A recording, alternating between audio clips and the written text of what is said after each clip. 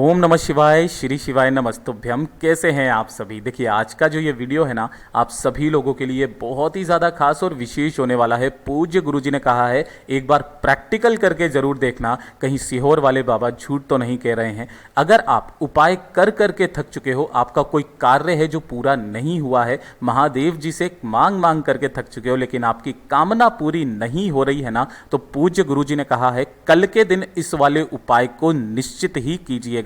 कल है शुक्रवार का दिन, साथ ही साथ नवमी तिथि भी पड़ रही है। आपको बेल पत्र के एक हिस्से पर एक बूंद शहद लगाना है और दूसरे हिस्से पर एक बूंद गाय का दूध लगा करके समर्पित करना है।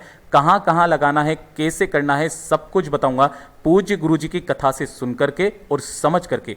पूरे उपाय को बड़े ही विस्तार से बताऊंगा, परंतु उससे पहले आप सबसे एक छोटी सी प्रार्थना कि जो लोग पहली बार आए हैं चैनल को सब्सक्राइब जरूर कीजिएगा और वीडियो को लाइक करके देवादिदेव महादेव जी का कोई सा भी प्यारा नाम कमेंट बॉक्स में लिखना मत भूलिएगा। इस पूरे वीडियो के अंदर हम लोग 3 महा उपायों के बारे में बात करेंगे, जो ना सिर्फ आपके हर एक कार्य की सिद्धि के लिए होगा, साथ ही साथ अगर आपके परिवार में किसी व्यक्ति को काफ़ी ज़्यादा बीमारी की समस्या है, उसकी बीमारी खत्म नहीं हो रही है, उसके लिए होगा। और अगर आपका बुरा वक्त आपका पीछा ही नहीं छोड़ रहा है, घर में धन नहीं आ रहा है, कोई कामना आपकी पूरी नहीं हो रही है ना, तो तीसरा वाला उपाय कल के दिन निश्चय ही कीजिएगा। आपकी जो कामना होगी पूरी जरूर होगी। सबसे पहले बात करते हैं पहले वाले उपाय की। देखिए पहला वाला उपाय किन लोगों को करना है, सबसे पहले ध्यान से सुनना, समझने की कोशिश करना।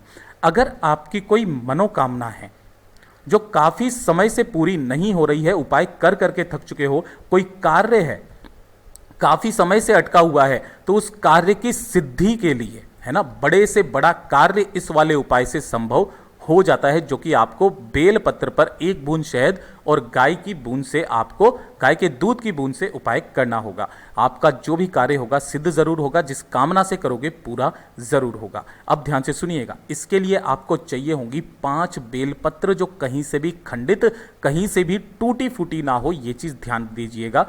खंडित बेलपत्र महादेव जी को समर्पित नहीं होती है। अगर नहीं मिलती है तो शिवालय जाना, शिवलिंग पर जो भी एकदम सही और सुंदर बेलपत्र हो उसे धो करके और उसे आप काम में ले सकते हैं। इसी के साथ में आपको चाहिए होगा 1 लोटा शुद्ध जल अपने घर का। ठीक है, जैसा कि मैंने आपको बताया था, आपको चाहिए होगा थोड़ा सा शहद। शहद कितना सा, मात्र आपको 1 से 2 बूंद शहद की लेनी है, इससे ज़्यादा आपको नहीं लेनी है। और आपको लेना होगा गौ माता का दूध। देखिए गौ माता का जब भी आप दूध लेते हैं ना, तो इस दूध को भी लेने का क्रम है, आपको कच्चा दूध लेना होता है, जिसे एक भी बार गर्म नहीं किया गया होता है, इस तरीके का दूध लेना। ठीक है ना, तो आपको 1-2 बूंद शहद, थोड़ा सा गौ माता का कच्चा दूध, 5 बेलपत्र और 1 लोटा शुद्ध जल, इसे लेकर के पहुंच जाना देवादिदेव महादेव जी के मंदिर शिवलिंग के पास में। उपाय करने का एक खास नियम है, तरीका है। कब जाओगे, प्रदोष काल में शाम के समय पर आपको ये वाला उपाय करना है।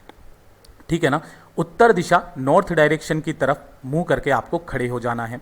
सबसे पहले आपको करना क्या है, जब भी आप मनोकामना पूर्ति कार्य सिद्धि के लिए उपाय करते हैं ना, 1 लोटा शुद्ध जल देवादिदेव महादेव जी को समर्पित करना, ओम नमः शिवाय, श्री शिवाय नमस्तुभ्यम का स्मरण करते हुए।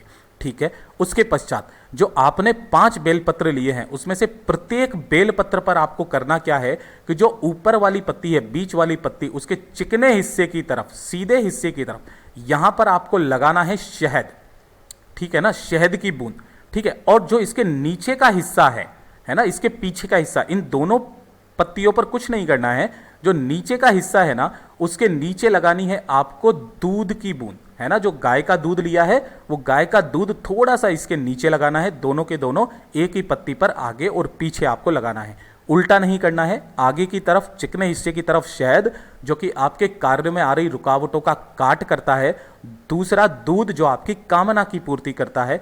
इस तरीके से आपको लगाना है। इस बेलपत्र को, एक बेलपत्र को लगा करके आपको अपने दाहिने हाथ में इस तरीके से रखना है कि जो बीच वाली पत्ती है जिस पर आपने दूध और शहद लगाया है ना, उसे आपको इस अंगूठे से नीचे की तरफ दबा लेना है ना, और अपना नाम और गोत्र बोल करके इस बेल पत्र को आपको अपनी कामना कह के शिवलिंग पर चिपका देना है। जिस तरह से आप चिपकाओगे, वहां पर शहद लगा हुआ है ना, तो शहद की वजह से ये बेल पत्र शिवलिंग पर चिपक जाएगी। इसी तरीके से आपको 5 की 5 बेल पत्र इसी तरीके से चिपका करके और महादेव जी से कामना करनी है। यहाँ पर 2 मिनट बैठना, महादेव जी का स्मरण करना, हाथ फैला करके जो कामना के लिए, जो कार्य सिद्धि के लिए आपने उपाय किया है उसकी विनती करना और वापस घर के तरफ चले आ जाना। पूज्य गुरुजी ने कहा है ज़्यादा से ज़्यादा 7 दिन आप जिस कामना से इस उपाय को करेंगे ना, वो कामना पूरी होगी और आपका कार्य भी सिद्ध होगा। इस वाले उपाय को करने का जो खास दिन पूज्य गुरुजी ने बताया है, या तो आप किसी भी नवमी तिथि के दिन करना जो कि कल के दिन पड़ रही है, और शुक्रवार की नवमी है, धन प्राप्ति के लिए, कार्य सिद्धि के लिए सबसे ज़्यादा महत्वपूर्ण होती है। इसी के साथ आप किसी भी सोमवार के दिन इस उपाय को कर सकते हो, प्रदोष के दिन कर सकते हो और शिवरात्रि के दिन कर सकते हो। केवल इन्हीं तिथियों पर आपको ये वाला उपाय करना है। कल का दिन शुक्रवार की नवमी तिथि का दिन है, कल इस उपाय को मत चूक जाइएगा। आप जिस कामना से करेंगे पूरी जरूर होगी।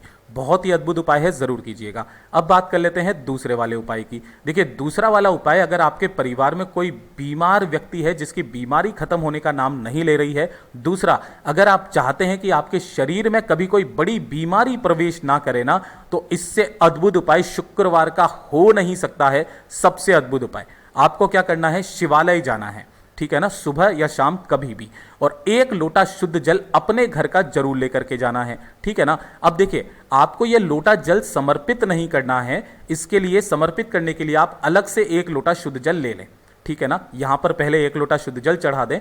जो इसके चारों तरफ यहां पर चौखट बनी हुई रहती है ना, वहीं पर आपको उत्तर दिशा, नॉर्थ डायरेक्शन की तरफ मुंह करके बैठ जाना है और अपने समक्ष में उस 1 लोटे शुद्ध जल को आपको यहां पर रख देना है, ठीक है ना। और आपको यहां पर 108 बार महामृत्युंजय मंत्र का स्मरण करना है।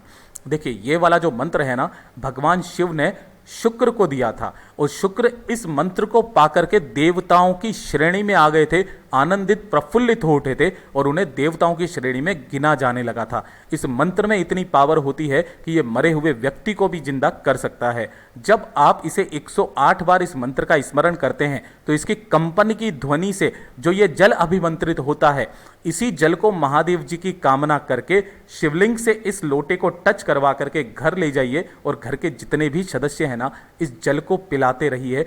आपके शरीर में कभी कोई बड़ी बीमारी प्रवेश नहीं करेगी महाराज। इतना अद्भुत और अचूक उपाय है महामृत्युंजय मंत्र का।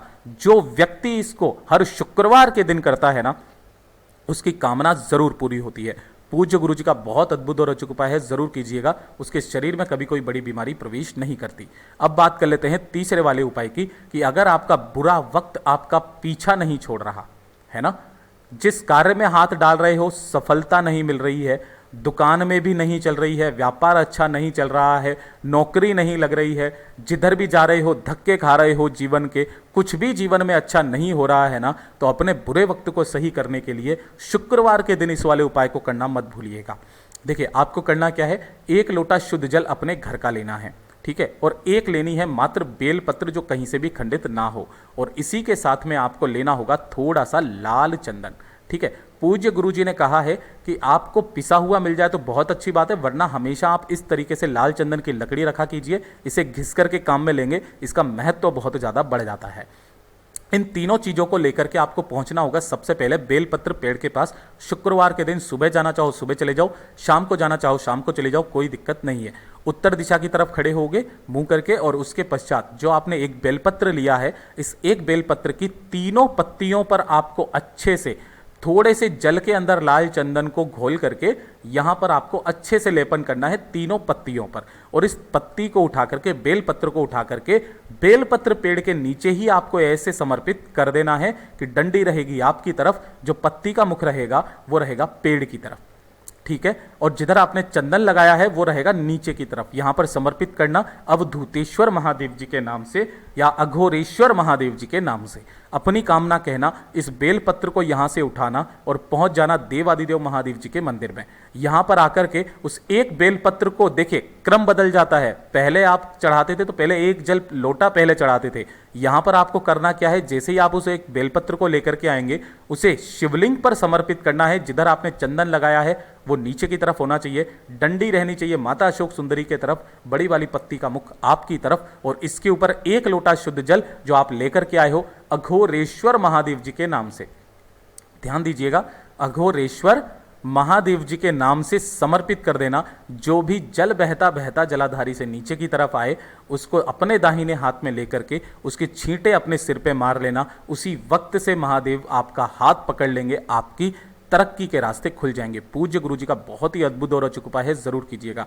जैसा पूज्य गुरुजी ने बताया वैसा ही आसान भाषा में आपको बताने का संपूर्ण प्रयास किया। वीडियो पसंद आया हो तो लाइक जरूर करना, चैनल को सब्सक्राइब जरूर कीजिएगा। मैं आपसे मिलता हूं अगले वीडियो में, तब तक के लिए ओम नमः शिवाय, जय महाकाल।